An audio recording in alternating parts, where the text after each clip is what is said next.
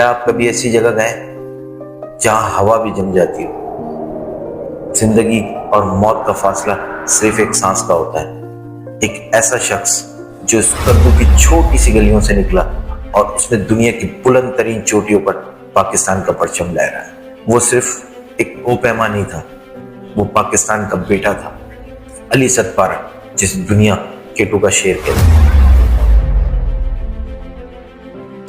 اور پھر آیا وہ وقت جو تاریخ کا حصہ بن گیا۔ سردیوں میں کیٹو ایک ایسی مہم جسے ناممکن سمجھا جاتا تھا۔ علی ستپارہ جن کا مشن تھا کہ وہ اپنے لیے، اپنی قوم کے لیے یہ ایک دفعہ ضرور کریں گے۔ شدید ٹھنڈ، اندھیرا اور خوفناک بلندی، وہاں پہنچنا کسی عام انسان کے بس کی بات بالکل بھی نہیں تھی۔ اور وہ اس بلندی پر اکیلا نہیں تھا، اس کے ساتھ اس کا حوصلہ اور قوم کی دعائیں تھیں، مگر قدرت کو کچھ اور ہی منظور تھا۔ اور جب وہ مقررہ وقت پر واپس نہ پہنچے تو پوری دنیا میں تشویش کی ایک لہر دوڑ گئی۔ پاکستانی فوج، حکومت اور رضاکاروں نے موسم کی سخت صورتحال کے باوجود تاریخ کا سب سے بڑا ریسکیو آپریشن شروع کیا۔ کئی دنوں تک ہیلی کاپٹرز، جدید سیٹلائٹ ٹیکنالوجی کے ذریعے ان کی تلاش کی گئی، لیکن 9000 کلومیٹر سے زائد بلندی پر شدید برفانی طوفان کی وجہ سے یہ کام ناممکن ہوتا گیا۔ 18 فروری 2021 کو علی ستپارہ کے خاندان اور حکومت پاکستان نے باضابطہ طور پر یہ اعلان کیا کہ علی ستپارہ اور ان کے ساتھی اب اس دنیا میں نہیں رہے اور انہیں شہید قرار دے دیا گیا۔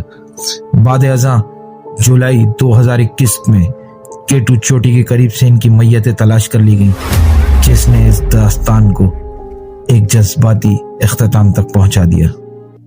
آخری بار جب رابطہ ٹوٹا تو ایک کوپیما نہیں، ایک عہد ختم ہو گیا، لیکن وہیں سے ہمت کی ایک داستان شروع ہوئی۔ لوگ کہتے ہیں کہ علی ستپارہ برف میں کھو گیا، مگر میں کہتا ہوں کہ وہ پہاڑ کا حصہ بن گیا۔ اس نے اپنی جان کی قربانی دے دی، لیکن اس نے یہ ثابت کر دیا کہ پاکستانی ہمت ہارنا نہیں جانتے۔ آج بھی کوئی کوپیما جب کیٹو کی طرف نظر اٹھاتا ہے تو وہاں اسے علی ستپارہ کی ایک مسکراہٹ نظر آتی ہے، وہ مسکراہٹ جو کہتی ہے کہ کوشش کرتے رہو، منزل مل جائے گی۔ علی ستپارہ نے اپنی تمام زندگی پہاڑوں میں گزاری اور پہاڑوں میں ہی وہ ابدی نیند سو گئے۔